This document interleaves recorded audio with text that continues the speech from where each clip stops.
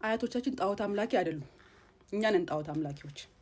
አያቶቻችን ጣዖት አምልከው አያውቁም፣ አምልከውም አልነበረም። እኛ ነን ጣዖት እያመለክን ያለ ነው። አሁን ተሸንፈን እጃችንን ለባዕድ አምልኮ ሰተን። ባዕድ አምልኮ ማለት ምን ማለት ነው? ጣዖት ማምለክ ምን ማለት ነው? ጣዖት ማምለክ ማለት በግልጽ አማርኛ በእኛና በእግዚአብሔር መካከል እኛ ትልቅ ቦታ የሰጠነው ነገር ማለት ነው። ለምሳሌ መኪና፣ ለምሳሌ ቤት፣ ለምሳሌ ትዳር፣ በጣም ተንሰፍስፈን እግዚአብሔርን የሚያስረሳን ሳናገኘው መልቀቅ የማንችለው ነገር ማለት ጣዖት ማለት ነው። ሲምፕሊ የሆነ የተቀረጸ የተሳለ ብቻ መጠበቅ፣ እሱ ድንዝና ይባላል፣ ደነዝነት ይባላል። ሲቀጥል ግን ጣዖት አምላኪ ብቻ ሳይሆን እነሱ አጋንንትንም የሚያመልኩ ክፉ ኦኬ።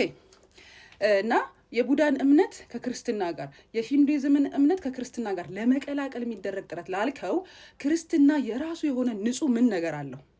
የራሱ የሆነ ነገር አንድ ነገር ንገረኝ፣ ምን አለው? የውሃ ጥምቀት ቢሆን የተወሰደው ፓጋን ከተባሉት ከኛ አያት ቅድመ አያቶች ላይ ነው። እሬቻ ሲያከብሩ አጋንንታዊ አምልኮ ይሁንና እኔ እናንተ በውሃ ስንጠመቅ ግን መንፈሳዊ ይሆናል፣ ቅዱስ ይሆናል። ዛፍ ስር ቁጭ ብለው ኦዳ ዛፍ ስር ቁጭ ብለው ፈጣሪን ሲለማመኑ ጣዖት አምልኮ፣ ባዕድ አምልኮ፣ አጋንንት ማምለክ ይሆናል። አብርሃም ግን ሲያገኘው እግዚአብሔርን ያው ተመሳሳይ ዛፍ ስር ቅዱስ ይሆናል።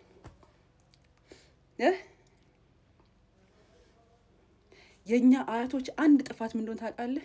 ሃይማኖታቸውን በጉልበት አለማስፋፋታቸው ብቻ ነው። እሱ ደግሞ እውነተኛ መሆናቸውን ያሳያል። ክርስትና የራሱ የሆነ እሴት የለውም። ክርስትና የራሱ የሆነ ባህል የለውም።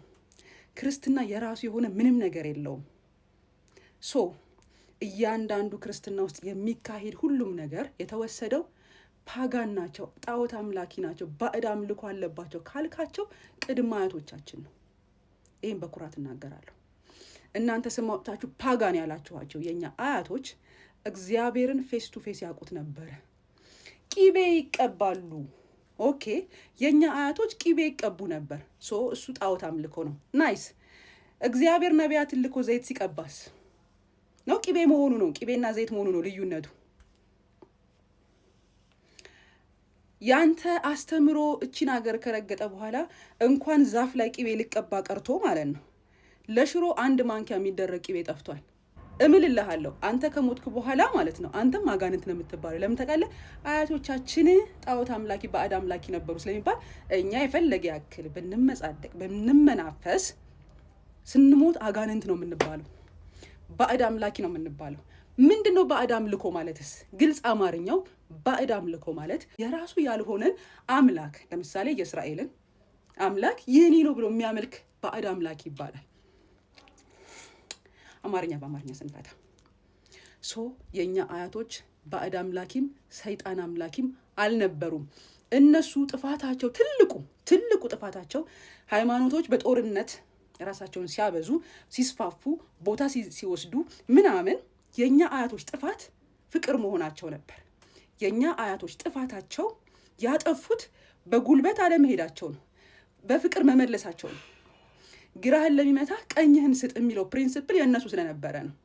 ትልቁ የአፍሪካን አባቶቻችን ጣዖት አምላኪ ያስባላቸው፣ ባዕድ አምልኮ ያስባላቸው፣ አጋንንት አምላኪ ያስባላቸው ነገር እውነተኛውን እግዚአብሔርን አምልከው ህይወታቸው እውነተኛ ስለነበረ ነው እንጂ ጦር ለማንሳት ቢሆን ኖሮ ሃይማኖት ሳይሆን ፖለቲካ እንደነበር ቢገባቸው ኖሮ አርገው ያጠፏችሁ ነበር። ለምን እስቲል ይሄ ሁሉ 40 ምናምን ሺ 80 ምናምን ሺ ምድር ላይ የበዛ ሃይማኖት ሰይጣን ብሎ የሚታገለው እነሱ ያመልኩት የነበረውን እና በፍቅር ያምኑበት የነበረውን አምላክ ነው። አም ሶሪ ቱ ሳይዛት እሱን ነው ሰይጣን እያላችሁ ያላችሁት፣ ግን እየሰራችሁ ያላችሁት ፖለቲካ ነው።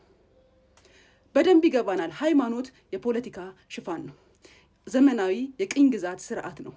እንዴት አድርገው አያቶቻችንን ቅድመ አያቶቻችንን እንዳሸነፉ ስቶሪውን እናውቀዋለን። አሁን ከስር ብናነሳና ብናወራ ጸብ ያለሽ በዳቦ በሰላም የተኛነውን ግን መቀስቀስ ስለሚሆን እንጂ የመጣችሁበት አመጣጥ በመግደል ስለሆነ ሃይማኖታችሁ የጽድቅ ልንለው አንችልም። ያልተቀበላችሁን እየገደላችሁ የመጣችሁት ሃይማኖት ሳይሆን እግዚአብሔርን ሳይሆን አጋንንት ይዛችሁ ስለመጣችሁ ነው። ሳላፍርበት የምናገረው ክርስትና የራሱ የሆነ ምንም ስፔሻሊ ፕሮቴስታንት ይሄ ከነጮች ጋር የመጣ ሃይማኖት ክርስትና ተብሎ የመጣው ፖለቲካ ነው። ኒውትራሊ ፖለቲካ ነው። እና አትመጻደቅ። የኛ አያቶች ቅድመ አያቶቻችን እንኮራባቸዋለን። እሺ ደነዝ ስላልነበሩ ፍቅርን ስለሚያውቁ ፐርሰፕሽናቸው ዘላለማዊ ስለሆነ እንጂ እንደናንተ ምድራዊ ቢሆን ኖሮ በአንድ ጸሎት ሰማይ ዘግተው ይጨርሷችሁ ነበር።